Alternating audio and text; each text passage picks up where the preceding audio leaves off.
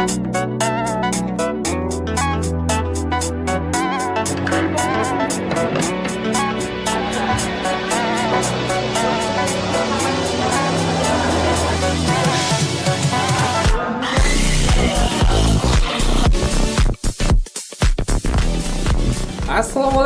Sam News datang lagi. Masih bareng aku Abdi yang selalu setia untuk menemui seluruh subscriber dari Uncle Sam's ya. Seperti biasa, kita bakalan ngobrol-ngobrol ya, sesuatu hal yang menarik tentunya untuk disimak ya. Dan tentunya kita akan selalu memberikan informasi-informasi menarik untuk seluruh subscriber dari Uncle Sam's ya. Dan kali ini sama seperti biasa ya, nggak ada yang berubah ya. Aku nggak sendirian dan kali ini aku ditemani oleh Bapak Tafif Iskandar. Assalamualaikum Pak. Waalaikumsalam warahmatullahi. Apa kabar nih Pak hari ini? Sehat, alhamdulillah. Ya, alhamdulillah. Ya, Pak Tafif ini berprofesi ya Pak ya sebagai salah satu marbot di Masjid Amal Islam. Ya, Islamiyah. Islamiyah ya di Lubuk Pakam ya Pak ya. Mungkin subscriber kita nih Pak masih banyak yang awam gitu ya. Ada yang udah tahu, ada yang belum gitu. Nah, mungkin buat yang belum tahu nih Pak, kita sedikit dulu Pak Tafif, sebenarnya marbot itu apa? Marbot itu sebenarnya tugasnya itulah membuka masjid, untuk masjid, menjadi imam, membersihkan masjid. Ya. Berarti secara umumnya marbot masjid itu adalah yang mengurus masjid ya Pak? Ya benar Pak. Ya, mengurus masjid. Nah, kegiatan Bapak itu kan tadi Bapak udah sebutin ya, salah satunya adalah membuka dan menutup masjid gitu kan. Terus juga membersihkan, kebersihan terus azan ya Pak kalau udah masuk waktu sholat ya. Imam. Pak sudah berapa lama sih Pak Tafif jadi marbot? Saya menjadi marbot hampir 3 tahun. 3 tahun belakangan ini. Ya. Bapak berprofesi sebagai marbot itu di satu masjid atau pindah-pindah atau megang beberapa masjid gitu Pak? Satu masjid aja. Satu masjid aja. Nah, sebelum yang sekarang, apakah dari awal sudah langsung di masjid yang sekarang? Atau sebelumnya sudah pernah di masjid yang lain? Iya, memang saya orang selalu di masjid sholat memang. Kebenaran ada yang menawarkan jadi marbot, saya terima. Gitu.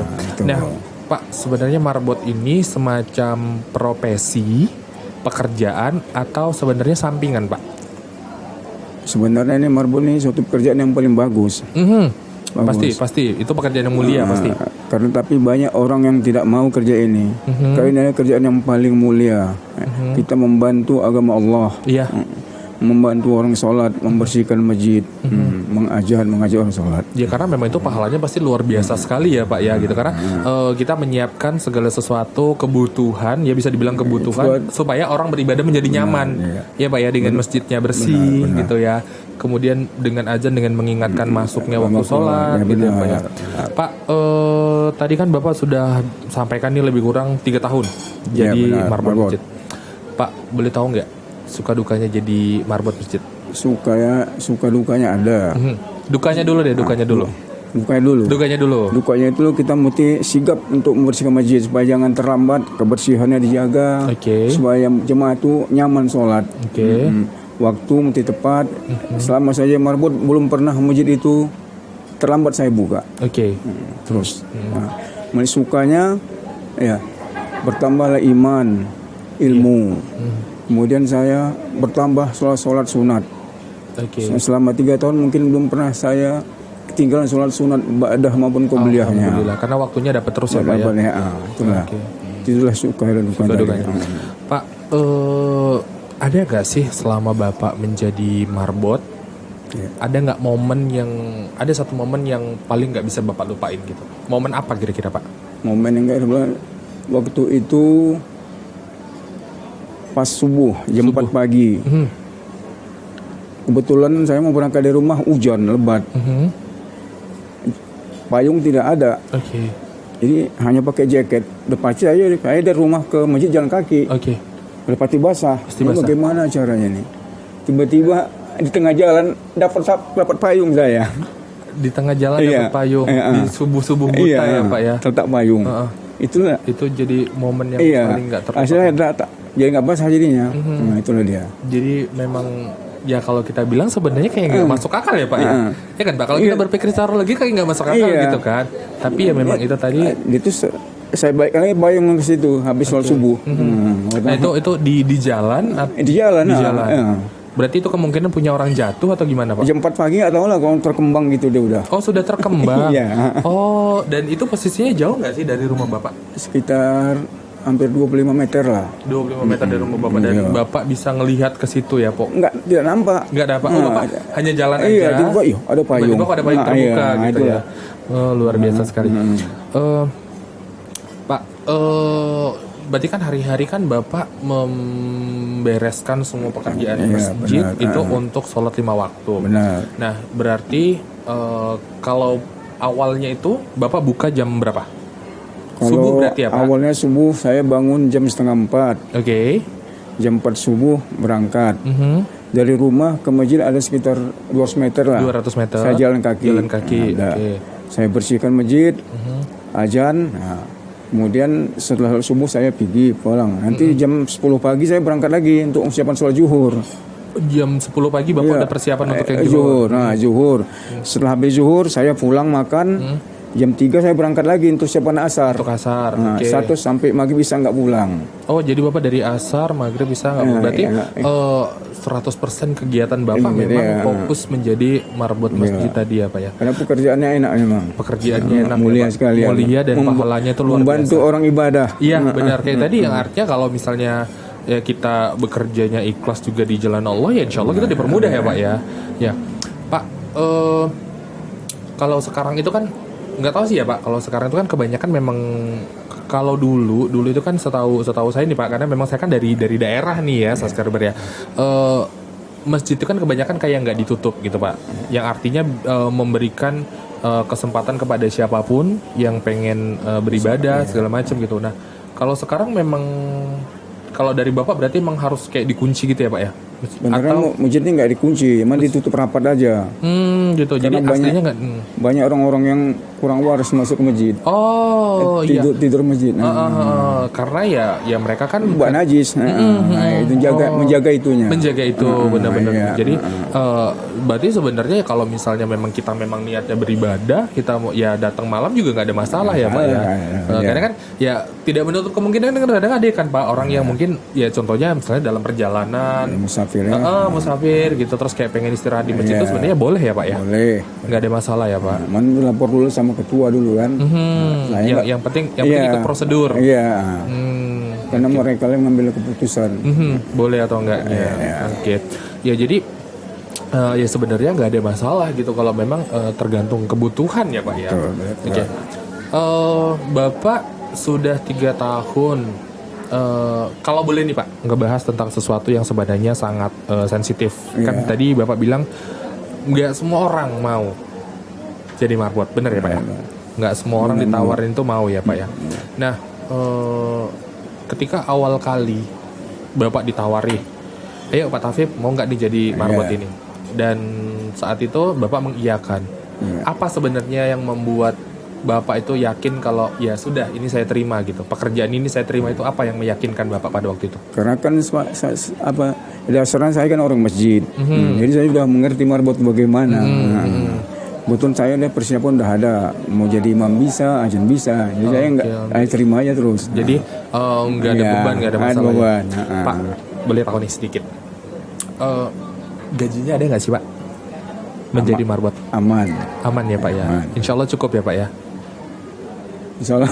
Ya, Bapak bertahan sampai 3 tahun kan berarti sebenarnya secara harfiah juga ya mencukupin ya Pak ya gitu. Dan Bapak memang fokus di sini atau ada sampingan lain? Hari-hari sehari-hari? Ada kegiatan lain, ada di pajak lagi tuh buat bantu orang. Oh, bantu orang juga. Habis sholat subuh, 8:30 pulang, istirahat bentar di rumah baru berangkat ke masjid. Oke. Ada. Bapak kalau misalnya nih Pak, satu masjid kan Bapak pegang ya kan? Itu Bapak kira-kira untuk bekerja membersihkan itu semua Pak, itu butuh waktu sampai berapa lama Pak? Butuh waktu seandainya mulai kerja jam 10 jam 10 pagi saya pertama disapu, dipel, baru membersihkan karpet. Kira-kira setengah 12 siap lah. Oh, dari jam 10 sampai setengah jam lebih kurang ya Pak ya? Nah, itu untuk zuhur. Itu untuk zuhur. Nah, apakah untuk menjelang asar itu diulang lagi? Iya, diulang lagi.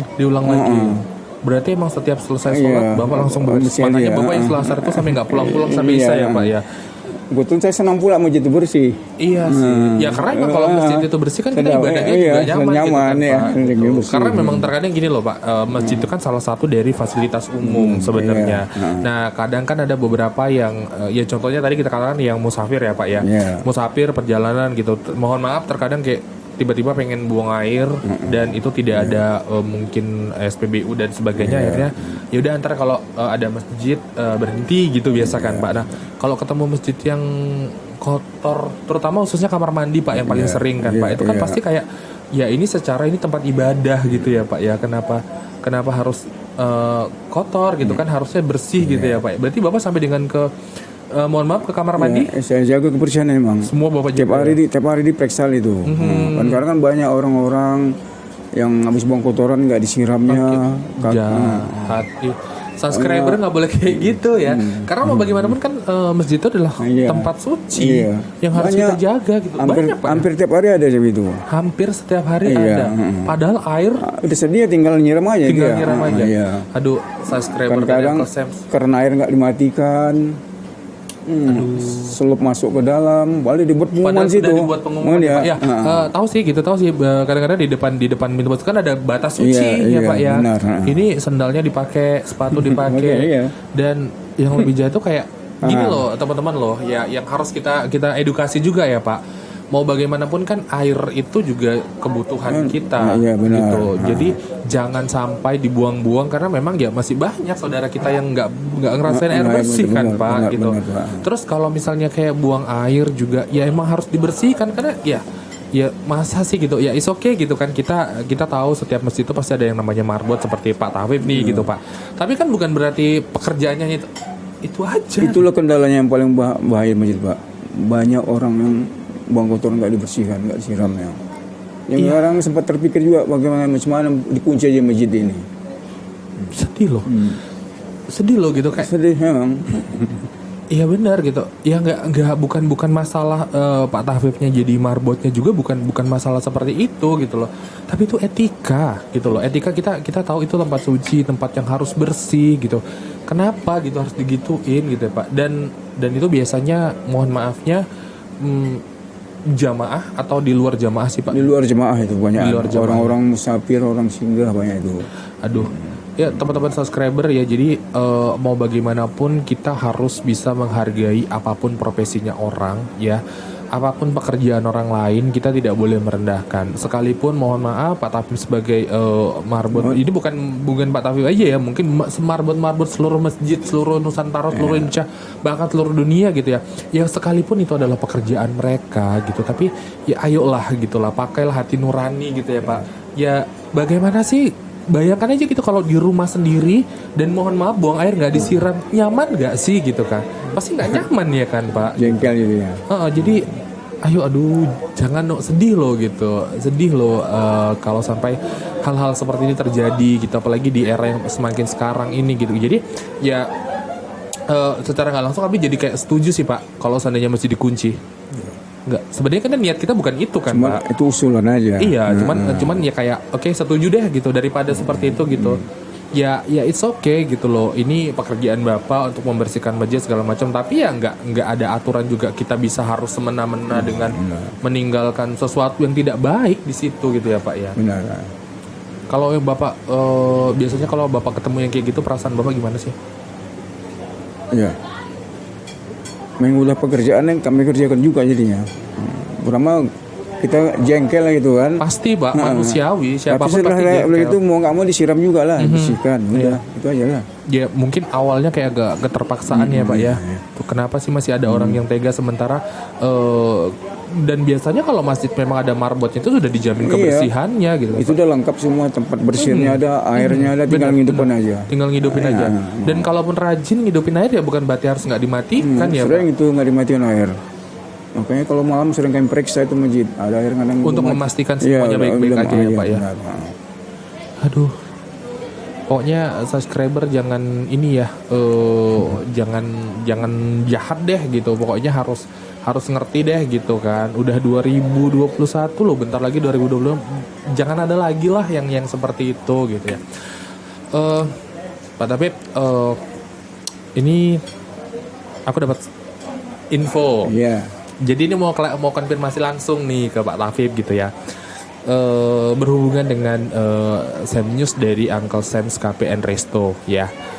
Bapak kabarnya dia mendapatkan hadiah umroh. Benar Pak? Benar. Gimana Pak awal mula bisa dapat itu? Boleh cerita Pak? Sebenarnya saya tidak menyangka itu bakal dapat. Karena waktu itu ada undangan suruh menghadiri kemari. Oke. Pak Sam itu ya kan undangan. Tiba-tiba nama saya dipanggil. Ada apa ini? Suruh buka map, saya nengok.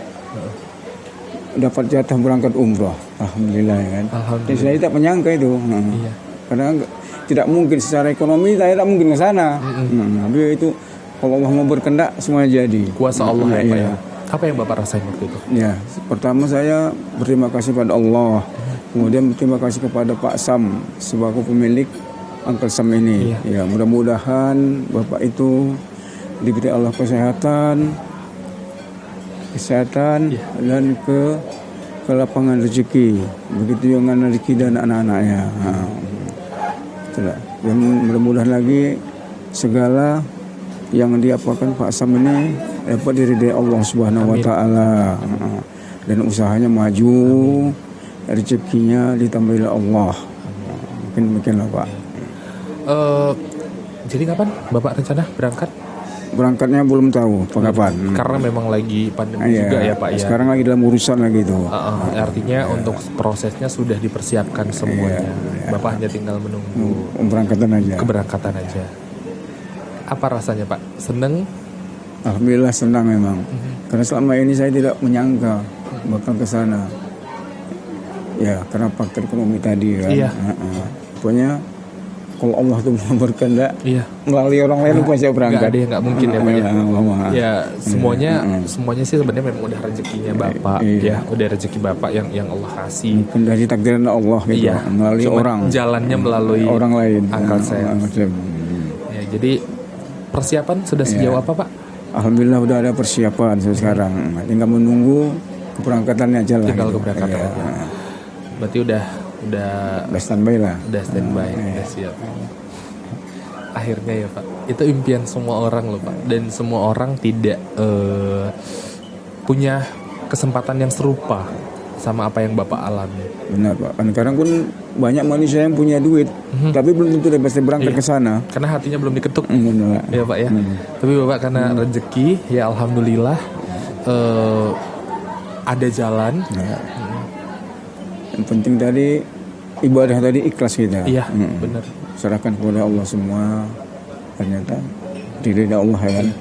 Jadi ya semacam buah keikhlasan dari apa yang selama ini Bapak lakukan ya, dengan menjadi marbot dengan berbagai cobaan tadi. Karena kan pekerjaan marbot ini kerjaan kita membantu agama Allah.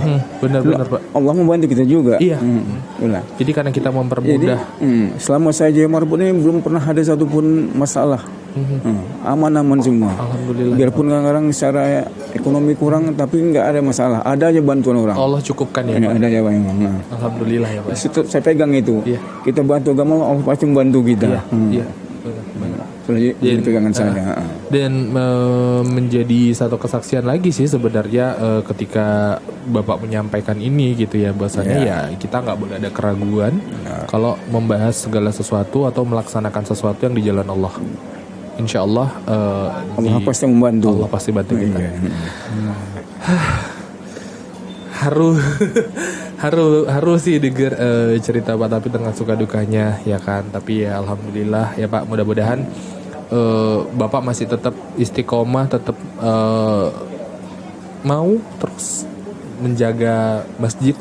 Alhamdulillah kalau memang masih diperlukan oleh mereka, saya masih kerjakan siap itu. Ya Pak ya. Siap Pak.